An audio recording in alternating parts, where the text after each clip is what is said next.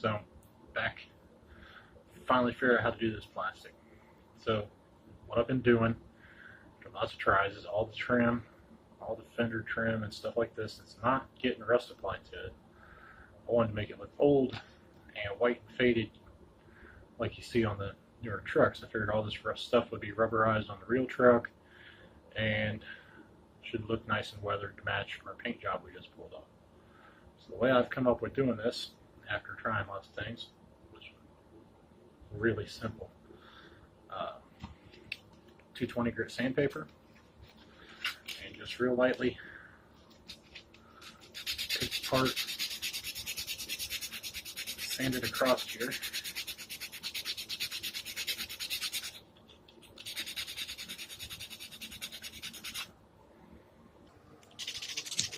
I didn't want to hit everything on them. I wanted to still have some spots where they look weather worn.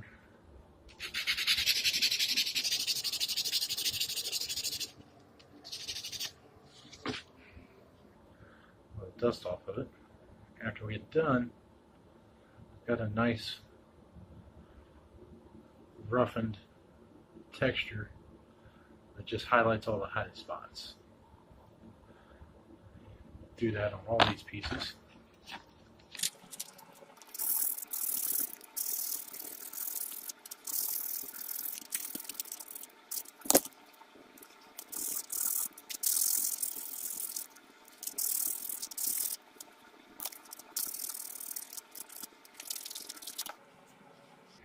I hope this shows up on this camera, guys. And when you get done, it's all nice and whitened out. So I'm going to do the rest of these trim pieces, get them bolted back on our body. When I come back, I'll show you what I came up with for the fender flares, because these are ones I haven't done yet. And you see where I've already sanded down the flat, what would be rubberized parts on a real fender flare, but these would be steel across these little bands that hold into the truck. So I came up with a way to weather these out to match the body, and I'll show you what they look like here in a little bit. Already mounted on the body. I already done one side of the truck, and I'm showing you guys how I did the other. So I'll get this done, get all these sanded down, get the rubberized trim pieces mounted back on the truck, and I'll show you guys how I did these fender flares to make them match the rest of what we have going on. After we get all the rest of this weathering effects done, I'll show you guys how to add dents and some dings to our lexan body, just to make the body itself match our weathered out paint job. Alright guys, we're back. I'm going to try and show you guys how I did this, and then I'll come back and show you guys the finished product. So right here, right in front of the camera, I got a little bit of the iron oxide primer. And to keep my rust lines consistent between my fender flares and the truck body, I just take and come right down the edge of the two. And I have this really thinned out. This stuff is water soluble, so a little bit of water goes a long way, because I don't want near as much on here as we had with the original setup. And we just kind of come in and highlight all these edges, and we're going to sand a lot of this back away once we get it done. But I'm like right here around the snorkel, it won't have as much rust on it as the rest, so let's do a nice line with the primer all the way across there. Like I said, just real light, and then I do a real light rub across the top of these flat rubberized spots, mostly just to fill in where I already sanded it. So when I sand the rest of it away, it'll look like rust has ran down the rubber plastic and hasn't stuck. So now we'll go back, do the same thing on the back of the truck.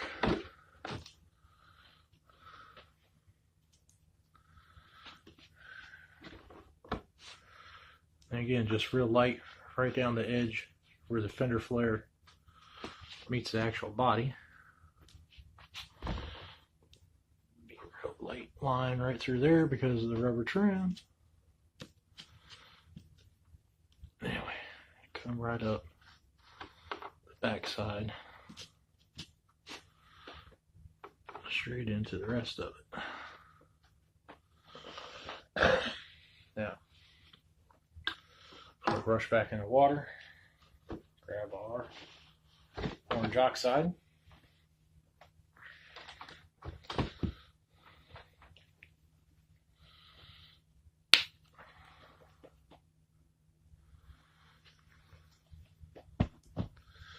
You do the same thing, really thin,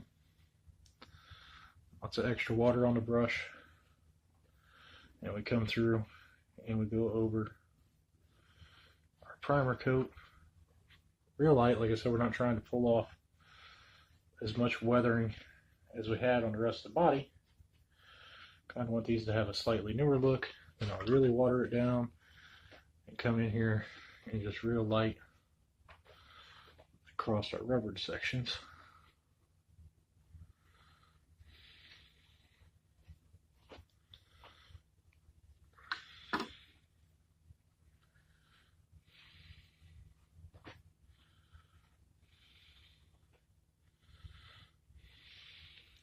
Get inside the little screw holes.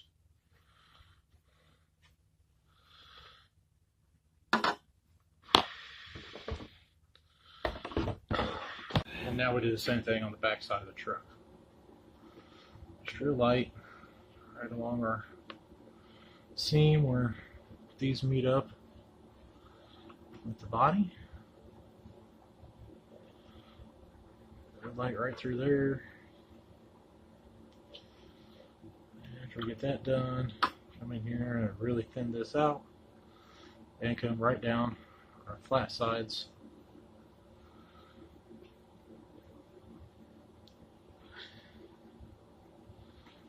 In the same direction we sanded this in, so that when it gets done and we get it all sanded out, we'll end up looking like this side, where they have just a nice weathered look to them and just a little more rust detail right where they meet the body, just so that everything lines up and has a nice line where the fender flares would be. So now we'll let this dry and sand it back out.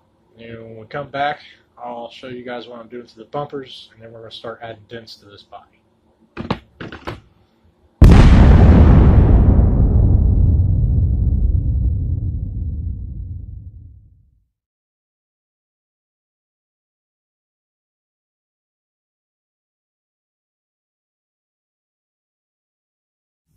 Alright guys, so if you made it this far in the video, you just saw my big warning that popped up on the screen about playing with fire and not to do this. So I'll show you guys how to add dents to this body, and a little bit of trial and error. If you're not comfortable with it, don't risk it. But this is how I do it. So we're going to need something, whatever you want to use your dents. You can use, if you got a butane torch, you can use a hot screwdriver. Me on the other hand, I don't like burning my fingers. So I got these cheap foam brushes with randomly not the greatest cut or even round dowel rods in them for handles. That's what we'll be using. And just a cheap lighter from a local gas station. So what we're going to do, I already did some on the front so I can show you some finished ones. We're going to add some dents to this top roof rail right in here. So what we do, take our lighter and slowly heat everything up. And once we got it all uniform, it'll hang out in whatever spot we're going to put our dent. So like right here looks like a good place to put one. And when this gets hot enough to start doing something, it'll actually start changing shape slightly and walking away from your lighter. So then what you want to do is throw a little bit more heat in it for a second. Then grab your atom and walk it in there. And what you end up with is a nice little, just like a little door ding right there. Like I said, it's nothing major. It's not like we're throwing huge dents and body damage at this thing, but it's just enough to give some character. I'll show you guys one more time. We just heat our plastic up.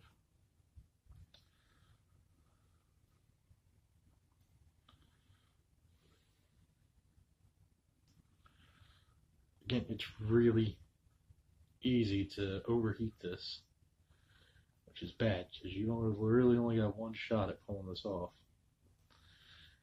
And you'll see if you guys do it yourselves, there's a point where the lexan, it doesn't change color, it just changes the way the surface of it looks.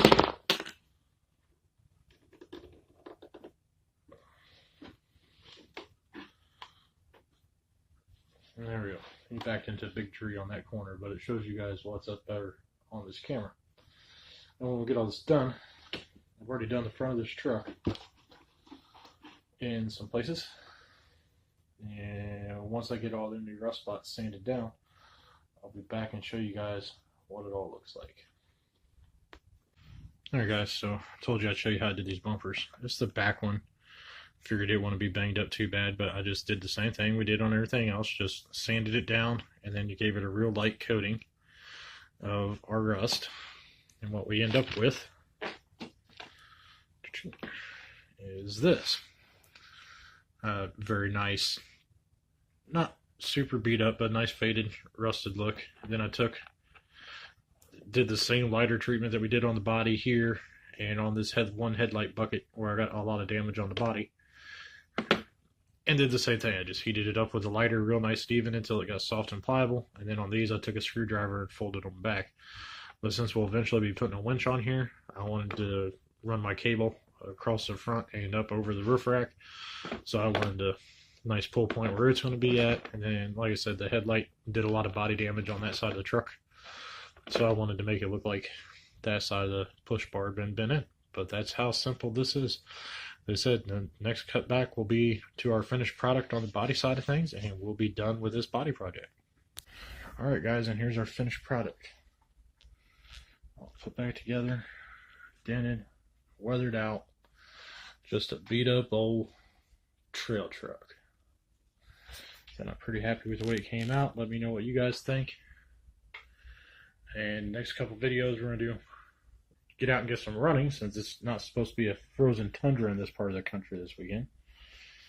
Get out with some buddies, get some running videos of this thing,